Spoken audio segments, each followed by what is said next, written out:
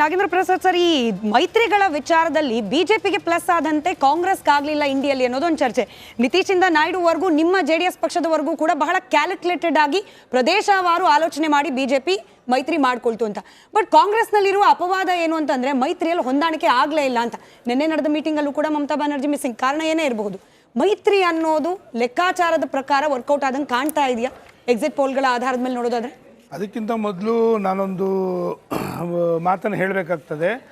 ತಾವು ಏನೀಗ ಹೇಳ್ತಾ ಇದ್ದೀರಾ, BJPಗೆ ಇಷ್ಟು ಸೀಟು, ಕಾಂಗ್ರೆಸ್ಗೆ ಇಷ್ಟು ಹೇಗೆ ಬರುತ್ತೆ ಅಂತಕ್ಕಂಥ ಮಾತನ್ನು ಪ್ರಬಲವಾಗಿ ತಾವು ಕೇಳ್ತಾ ಇದ್ದೀರಿ. ನಾನೊಂದು ಮಾತು ಹೇಳ್ತಾ ಇದ್ದೀನಿ, ಹಿರಿಯರು ಕೂಡ ಆಗಲೇ ಮಾತಾಡ್ತಾ ಹೇಳ್ತಾ ಇದ್ರು, ಅದಕ್ಕೆ ಅವರು ಒಪ್ತಾರೆ ಅನ್ನೋ ಮಾತು ಕೂಡ ನನ್ನ ಭಾವನೆ ಇದೆ.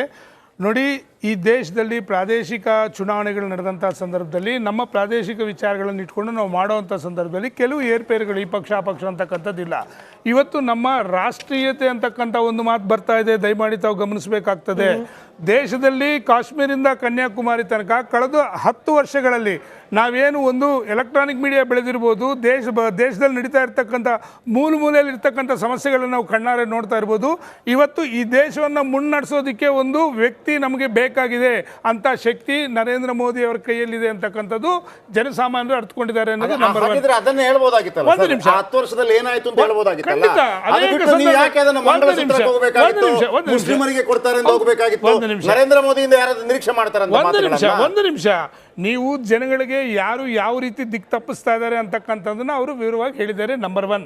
ನಂಬರ್ 2, ನೀವು ಇನ್ನೂ ಒಂದು ಮಾತು ಕೇಳ್ತಾ ಇದ್ದೀರಾ, ಯಾಕೆ BJP ಇವತ್ತು ದೇಶದಲ್ಲಿ ಇಷ್ಟು ಪ್ರಬಲವಾಗಿ ಬರ್ತಾ ಇದೆ ಅಂತಕ್ಕಂಥದ್ದು. ನಾನು ಇವತ್ತು ಕೂಡ ಕಾಂಗ್ರೆಸ್ಗೆ ಒಂದು ಆಪ್ಷನ್ ಇತ್ತು, ಇವತ್ತು ಹೇಳಿ ಯಾರು ಈ ದೇಶದ ಪ್ರಧಾನಿ ಕ್ಯಾಂಡಿಡೇಟ್ ಅಂತ ಹೇಳಿ, ಯಾಕೆ ನಿಮ್ಮ ಕೈಲಿ ಹೇಳ್ತಾ ಇಲ್ಲ? ಜನಗಳಿಗೆ ಭರವಸೆ ಇಲ್ಲ, ದೇಶ ನಡೆಸ್ತಕ್ಕಂಥ ಶಕ್ತಿ ಕಾಂಗ್ರೆಸ್ ಒಕ್ಕೂಟದಲ್ಲಿ ಇಲ್ಲ ಅಂತಕ್ಕಂಥ ಯಾವ INDA ಇದೆ, ಅಲ್ಲಿ ಯಾರಿಗೂ ಕೂಡ ನಡಿ ಈಗ ಶುರು ಮಾಡೋಣ.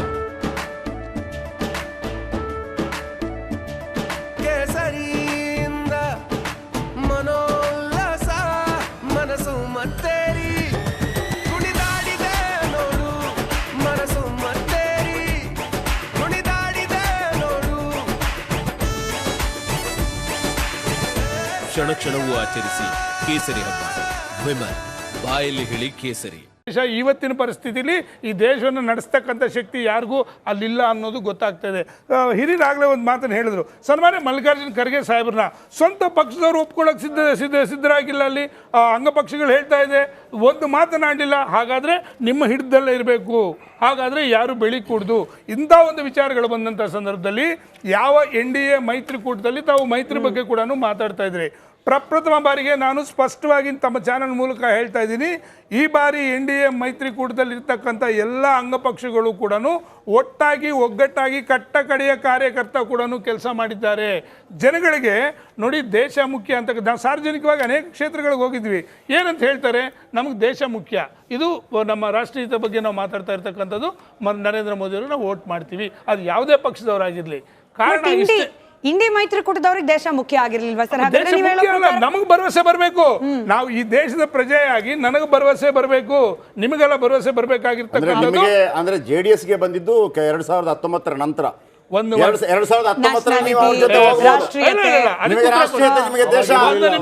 ದೇಶದ ಬಗ್ಗೆ ಕಳಕಳಿ, ನೀವು ಸೋತಾಗ ನಿಮಗೆ ದೇಶದ ಬಗ್ಗೆ ಕಳಕಳಿ. ಒಂದು ನಿಮಿಷ, ಒಳ್ಳೆ ಪ್ರಶ್ನೆ ಕೇಳಿದ್ರಿ. ನಾವು ಸಮಾನ ಮನಸ್ಕರ ಜೊತೆ ಹೋದಂಥ ಸಂದರ್ಭದಲ್ಲಿ ನಮಗೆ ಯಾವ ರೀತಿ ಬೆನ್ನಿಗೆ ಚೂರಿ ಹಾಕಿದ್ರಿ? ಅದಕ್ಕೋಸ್ಕರ ನೀವು ಇವಾಗ ಪ್ರಶ್ನೆ ಇಲ್ಲ. ಈಗ ಒಂದು ನಿಮಿಷ ಹೇಳ್ತಾ ಇದ್ದೀನಿ, ಅದೇ ಮಾತನ್ನೇ ಮೊದಲು ಮಾತಾಡ್ತಕ್ಕಂಥ ಮತ್ತೆ ರಿಪೀಟ್ ಮಾಡ್ತಾ ಇದ್ದೀನಿ. ಯಾವುದೇ ಪಕ್ಷ ಆಗಿರ್ಲಿ, ದೇಶದ ಜನಗಳ ಹಿತವನ್ನು ಕಾಪಾಡೋ ರೀತಿಯಲ್ಲೇ ನಾವು ಹೋಗ್ಬೇಕಾಗುತ್ತೆ. ಒಂದು ನಿಮಿಷ, ನಾನು ಸನ್ಮಾನ್ಯ ದೇವೇಗೌಡರು ಮೋದಿ ಅವರು ಪ್ರಧಾನಿ ಆದ್ರೆ ಏನ್ ಮಾಡ್ತಾರೆ ಅಂತ ಹೇಳಿದ್ರೆ, ಒಂದು ನಿಮಿಷ ಉತ್ತರ ಕೊಡ್ತಾ ಇದ್ದೀನಿ. ಕುಮಾರಸ್ವಾಮಿ ಅವರು ಈ ಮೋದಿ ಅವರ ಬಗ್ಗೆ ಏನ್ ಹೇಳಿಕೆ ಕೊಟ್ಟಿದ್ದಾರೆ ಅಂತ ಗೊತ್ತಿದೆಯಾ? ನಾನೊಂದು ಮಾತು ಹೇಳ್ತಾ ಇದ್ದೀನಿ. ಮೇಡಮ್ ಒಂದು ನಿಮಿಷ, ನನಗೆ ನಿಮ್ಮ ಹತ್ರ ಕೇಳಿಕ್ಕಿರುವಂತ, ನಿಮಗೆ ಕಾಂಗ್ರೆಸ್ ಓಕೆ, ನಿಮಗೆ ಬೆನ್ನಿಗೆ ಚೂರಿ ಹಾಕ್ತು ಮತ್ತೊಂದು. ಅದೇ ಕಾಂಗ್ರೆಸ್ ಸಪೋರ್ಟ್ ತಗೊಂಡು ದೇವೇಗೌಡರು ರಾಜ್ಯಸಭಾ MP ಆಗುವಂತ ಅಗತ್ಯ ಏನಿತ್ತು? ಬಿಟ್ಟು ಬಿಸಾಕಬೇಕಾಗಿತ್ತು, ಬೇಕಾಗಿಲ್ಲ. ಬೇಕಾದಾಗ ಎಲ್ಲ ತಗೊಂಡು ಅದನ್ನ ಯೂಸ್ ಮಾಡಬೇಕು.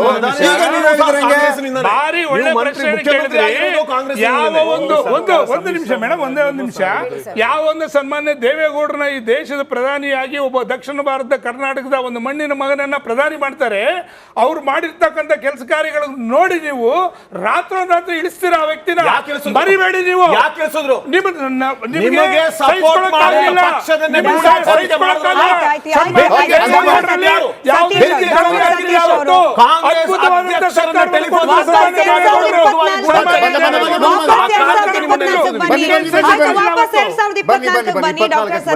ಡಾಕ್ಟರ್ ಸತೀಶ್ ಅವರೇ, ಇಂಡಿ ಮೈತ್ರಿಕೂಟ ಒಂದಾಗಿ ಹೋರಾಟವನ್ನ ಮಾಡೋದು ಬಿಟ್ಟು ಪಾರ್ಟಿ ಅಲೈನ್ಡ್ ವಿತ್ ಇಂಡಿಫರೆನ್ಸಸ್ ಅನ್ನೋದ ಅಂದ್ರೆ ಭಿನ್ನಾಭಿಪ್ರಾಯಗಳು ಸೀಟ್ ಶೇರಿಂಗ್ ಸಂದರ್ಭದಿಂದನೇ ಪ್ರಾರಂಭವಾಯಿತು. ಅದಕ್ಕೆ ಹಿನ್ನಡೆನ, ಅದಕ್ಕೆ ಉತ್ತರ ಬೇಕು. ಈ ಮೈತ್ರಿಕೂಟದಲ್ಲಿ ಇನ್ನೊಂದು ಸ್ವಲ್ಪ ಅಮಾಲ್ಗಮೇಷನ್, ಹೊಂದಾಣಿಕೆ ಅನ್ನೋದು ಇದು ಬಿಟ್ಟಿದ್ರೆ ಬಹುಶಃ ನೀವು ಎಕ್ಸ್ಪೆಕ್ಟ್ ಮಾಡ್ತಾ ಇರೋ 295 ಈಸಿ ಟಾಸ್ಕ್ ಆಗ್ತಿತ್ತೇನೋ. ಇಲ್ಲ ನಮ್ಗೆ ಈಗ್ಲೂ ನೋಡಿ ಎಕ್ಸ್ಪೆಕ್ಟ್ ಮಾಡ್ತಾ ಇರೋದು ಏನಿದೆ, ಇವತ್ತು ನಾಳೆ ಫಲಿತಾಂಶ ಬರ್ತದೆ. ಖಂಡಿತ ಇವತ್ತು ಏನು ನಮ್ಮ ಇಂಡಿ ನಾಯಕರು ಏನು ಹೇಳಿದ್ದಾರೆ 295 ಪ್ರಿಡಿಕ್ಷನ್ ಖಂಡಿತ ಸತ್ಯ ಆಗ್ತದೆ.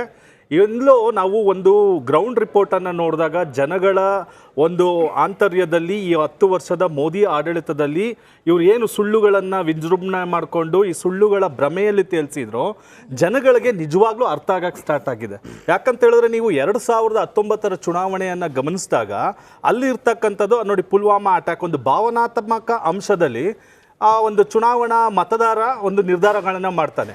ಪ್ರಮುಖವಾಗಿ ನೀವು ನೋಡ್ಬೋದು, ಅವತ್ತು ಕರ್ನಾಟಕದಲ್ಲಿ ಕಾಂಗ್ರೆಸ್ ಜೊತೆ JDS ಸಹ ಹೊಂದಾಣಿಕೆಯನ್ನು ಮಾಡ್ಕೊಂಡಿತ್ತು. ಜನ ಹೇಗೆ ಇವರಿಬ್ಬರನ್ನ ತಿರಸ್ಕಾರ ಮಾಡಿ ಆ ಕಡೆ ವಾಲಿದ್ರು. ಮೇಡಮ್ ಒಂದ್ ನಿಮಿಷ ಕೂತ್ಕೊಳ್ಳಿ, ಸುಮ್ಮನೆ ಕೂತ್ಕೊಳ್ಳಿ ಒಂದ್ ನಿಮಿಷ. ಸುರಭಿ ಮೇಡಮ್ ಪೇಷನ್ಸ್ ಇರ್ಲಿ ಸ್ವಲ್ಪ. ನೋಡಿ ನೋಡಿ ನೀವ್ ಹೇಳ್ಬೇಡಿ, ನಾನು ಇನ್ನು ಸ್ಟ್ಯಾಟಿಸ್ಟಿಕ್ಸ್ ಇಟ್ಕೊಂಡು ಹೇಳೋದು. ನಾನು ಕೇಳಿ ನೋಡಿ, 1984ರಲ್ಲಿ INCಗೆ ಈ ದೇಶದಲ್ಲಿ 414 ಸೀಟ್ ಬರ್ತದೆ. 414 ಸೀಟ್ ಬಂದಿದ್ದು 1989ರಲ್ಲಿ ಮತ್ತೆ ಕಾಂಗ್ರೆಸ್ ಇಲ್ಲಿ ಸರ್ಕಾರ ಆಡಳಿತಕ್ಕೆ ಬರೋದಿಲ್ಲ, ಜನತಾ ಸರ್ಕಾರ ಆಡಳಿತಕ್ಕೆ ಬರ್ತದೆ. ದೇಶದ ಇತಿಹಾಸವನ್ನ ತಿಳ್ಕೊಳ್ಳಿ. ನೀವು 3ನೇ ಬಾರಿಗೆ ಮೋದಿ ಬರ್ತಾರೆ ಅನ್ನೋ ನಿಮ್ಮ ಆತ್ಮವಿಶ್ವಾಸ ಏನಿದೆ, ನಮಗೂ ಜನ ಅದನ್ನ ಮುರಿತಾರೆ ಅಂತಕ್ಕಂಥ ಕಾನ್ಫಿಡೆನ್ಸ್ ಇದೆ. ಇವತ್ತು ಆಡಳಿತ ವಿರೋಧಿ ಅಲೆಯನ್ನ ಎಬ್ಬಿಸ್ತಾ ಇದೆ. Please don't interrupt in middle. ನೀವು ಮಾತಾಡ್ಬೇಕಾದ್ರೆ ನಾನು ಇಂಟರಪ್ಟ್ ಮಾಡಿದ್ರೆ ಪ್ರತಿಯೊಂದು ಮಾತಾಡ್ತೀನಿ. ಸ್ವಲ್ಪ ನೀವು ಒಳ್ಳೆ ಡಿಬೇಟ್ ಬೇಕು ಅಂತ ಹೇಳಿದ್ರೆ ಸ್ವಲ್ಪ ಪೇಷನ್ಸ್ ಇಟ್ಕೊಳ್ಳಿ. ನಮ್ಮ ಅಭಿಪ್ರಾಯ ನಮ್ಮ ನ್ಯೂಸ್ ಹೇಳಕ್ ಬಿಡಿ. ಸತೀಶ್ ಅವರೇ, ನಾನು ಪ್ರಶ್ನೆ ಕೇಳಿದ್ದೀನಿ. ಸುರ್ಬಿ ಒಂದು ನಿಮಿಷ ಆಯ್ತು, ನೀವು ಸುಮ್ಮನೆ ನೀವು ಒಂದು ನಿಮಿಷ. ನೀವು ಇಂಟರಪ್ಟ್ ಮಾಡಿದ್ರೆ ಮಾಡ್ತೀನಿ. ನಮ್ಮ ಪ್ರಶ್ನೆ ಕೇಳಿದ್ದೇನಪ್ಪ. ಇಲ್ಲ ಒಂದು ನಿಮಿಷ ಸುರ್ಬಿ ಅವರೇ ನೋಡಿ, ನಾನು ಪ್ರಶ್ನೆಗೆ ಕೊಡ್ತೀನಿ. ಒಂದು ನಿಮಿಷ ಕೂತ್ಕೊಳ್ಳಿ, ಒಂದು ನಿಮಿಷ ಸಮಾಧಾನ ಕೂತ್ಕೊಳ್ಳಿ.